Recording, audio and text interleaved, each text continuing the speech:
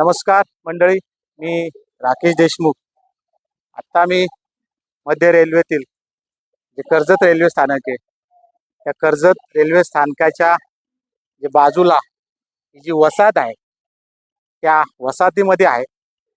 आपल्या देशात, आपल्या राज्यात इतकं गरिबीचं प्रमाण वाढलेलं आहे आणि ते प्रमाण काही कमी होण्याच्या मार्गावर नाही आहे.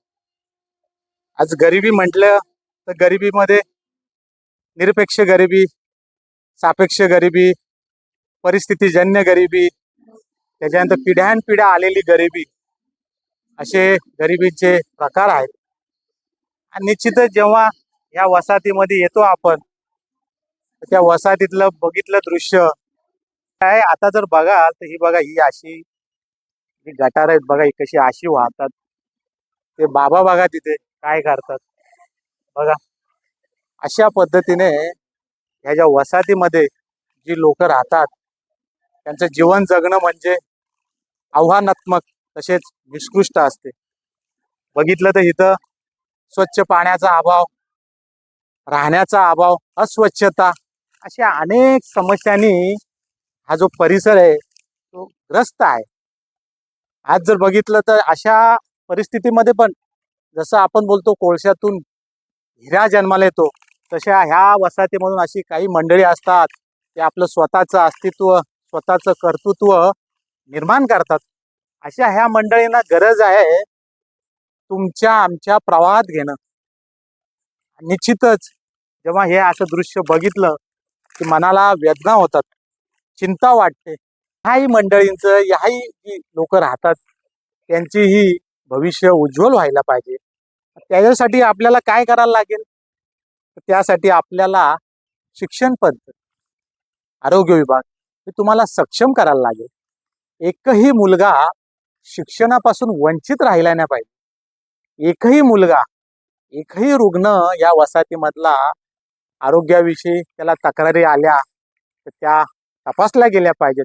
त्याला चांगल्या पद्धतीचं आरोग्य मिळालं पाहिजे, करून ह्या वसाहतीमधली जी मंडळी ती चांगल्या पद्धतीने जगतील, राहतील.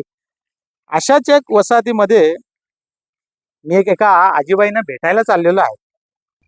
आपला जो व्यवसाय होता, व्यवसाय म्हणजे कपड्यांवर भांडी देणं.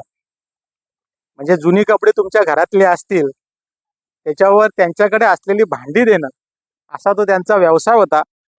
त्या आजींबद्दल सांगायचं झालं तर त्या आजीबाई अत्यंत स्वाभिमानाने, अभिमानाने जगत आहेत. परंतु आजची परिस्थिती त्यांची जरा वयानुसार त्या थकलेल्या आहेत. त्याच्यामुळे निश्चितच आपण त्यांच्याकडे जाऊ आणि त्यांची विचारपूस करूयात.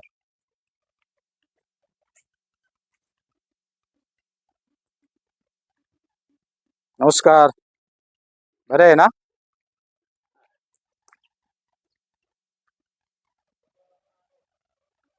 बघा काय जीवन जगतात ही लोक.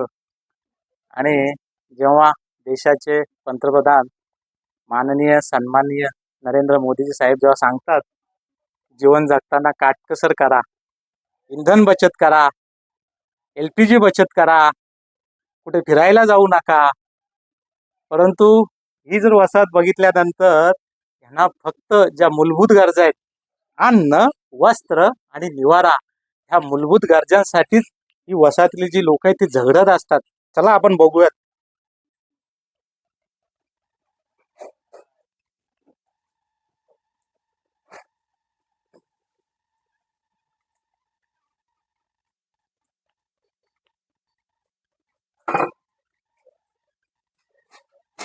काय बेटा, नमस्कार. बघा किती कंजेस्टेड जागा आहे बघा. अशा पद्धतीने जीवन जगतात.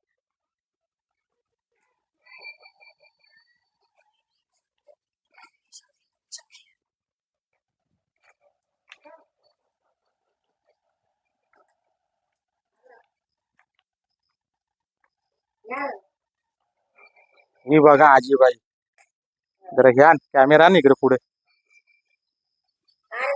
हे बघा आजीबाई बघा. आता बघा थकले वाटतं. हा, हो ना. राहू दे, राहू दे, राहू दे, राहू दे, राहू दे,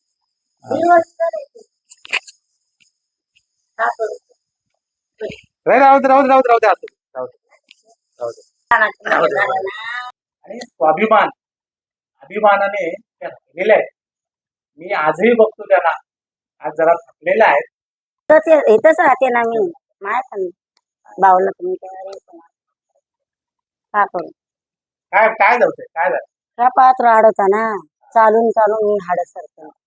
प्लास्टर लावलं, पोरी आणि पैसे घातले. आता काय करतो? धंदा करत होता. तिथं भांडे ठेवतो, तिथं बसतो. माहित आहे तुमचं.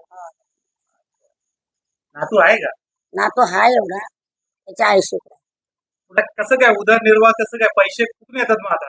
पैसे नाही काय नाही. पोरी पाठवले खाते. कोण? पोरी आहे एक मुंबईला राहते, एक पुण्यात. मुंबईला राहते, पुण्याला राहते. पोरीने तिने मला घातल्या गेल्या. आता मी स्वच्छ आला तर आता हे मोजकी ही ते मरू दे, मग पडले तर का करणार, मला नेणार कोण? कपडेच आहेत ना ते. बघा या आजीबाई जुन्या कपड्यांवर भांडी द्यायच्या. भांडी ते अजूनही देतात, पण आता त्या थोड्याशा थकल्यात, त्याच्यामुळे त्यांना आता काही फिरणं होत नाही. परंतु अशी मंडळी ह्या वसाहतीमध्ये, रेल्वे स्थानक आहे, कर्जत रेल्वे स्थानकाची वसाहत आहे, तिथे चांगली लोक राहतात, आपलं आयुष्य जगत असतात आणि आयुष्य जगण्यासाठी त्यांना खूप धडपड करावी लागते. कोणाचा व्यवसायामध्ये त्यांनी एक रुपया घेतला नाही. बऱ्याच जणांची त्यांची ओळख पण भरपूर झाली असेल फिरताना, झाली ना. विषय गाव आपलं सगळं सगळं गावात पिढ्यानपिढ्या आलेली गरिबी म्हणजे ही. आपल्या अगोदरच्या पिढीने आपल्याकडे गरिबी दिली आणि आताची पिढी आता पुढच्या पिढीला ती गरिबी दिली. अशी ही पिढ्यानपिढ्या आलेली गरिबी आहे. असं चाललंय. पैसे मुलीबाई देतात का? घेतात म्हणजे किती घेतो. नातू नातू आहे ना, तो शिकलाय 11-12वी शिकलाय, तो कामाला आहे. तर भाग्य माझा नातू आहे ना, सुपारी खात नाही. एवढा झोपटपट्टी पोरा संगत नाही. पिढी जाणार. कडावला जायचे, दबला जायचे, मी ते भरवाडीला. सगळे गाव सगळे ओळखीचे आहेत माझे सगळे. मग का करू, अशी होऊन बस. भीक मागायची पाळी असते. भीक मागून तरी खाल्ल्याला लाज नाही. कष्ट केले निष्ठ करते. मंडळी मी कधी कोणाकडे सांगत नाही, बोलतही नाही. कधी जरी ह्या आजीबाई दिसल्या कोणाला हो कोणाला जे होईल ते त्यांना मदत करा. ती मदत कधी कोणाला ते आव्हान करत नाही. माझ्याकडून जे होईल ते मी करेल. परंतु आपला कोणाला आजीबाई दिसली कुठे, नक्कीच 5 रुपये, 10 रुपये, 100, तुम्हाला जे होईल ते त्या आजीबाईला मदत करा. कुठेही दिसले तरी आजूबाजूच्या परिसरात. कारण आजची परिस्थिती त्याची जरा लय माझी खराब आहे. 2 पोरं मेले, एकटाच आहे जेवढावून बसले. काय करणार? ह्या ज्या वसाहतीमध्ये मंडळी मी बघतो, चांगल्या पद्धतीने व्यवसाय करतात, परंतु एक ठराविक 40 वर्षे झाले त्यांना कुठेतरी व्याधी चढतात, मग ते घरीच बसतात, त्यांना काही होत नाही. त्याचं एकमेव कारण म्हणजे एक तारुण्यपणात केलेलं व्यसन. कधी कधी काही तरुण, काही मुलं व्यसनाधीन इतके होतात की मग ते नैराश्यात जातात. नैराश्यात गेल्यानंतर त्यांचं मानसिक संतुलन बिघडतं. मग कुठेतरी आपल्या शरीराला इजा करून घेणं, कुठेतरी अजून इतर काही गोष्टी करणं, जेणेकरून आपलं आयुष्य संपवण्यासाठी प्रयत्न करतात. परंतु हे जे चित्र आपल्याला बदलायचं असेल, तर चित्र बदलण्यासाठी तरुणांनी व्यसनाधीन होऊ नका, व्यसनाच्या आहारी जाऊ नका. चांगल्या पद्धतीने तुम्हाला रोजगार मिळतो, तुम्ही रोजगार करा, परंतु व्यसन करू नका. हा व्यसन तुमच्या शेवटचा काळ असो किंवा उत्तरार्ध असतो आयुष्याचा शेवटचा, तो तुमचं व्यसन घात करतो. चांगल्या पद्धतीने तुमचं आयुष्य जगा, पैसे कमवा आणि आपली जी येणारी पिढी आहे त्यांना चांगले घडवा. हे तुम्हाला सांगतोय. छान पद्धतीने जगतात. आहेत खूप छान मंडळी पण आहेत त्या वसाहतीमध्ये राहणारी. छान मंडळी आहेत. आता हा माझा, एक मिनिट ये इकडे बाळा. आता माझं व्हिडिओ शूटिंग करतोय. आता हा बघा. हाही खूप छान शिकतोय. काय नाव तुझं? हा? अच्छा. काय करतो तू?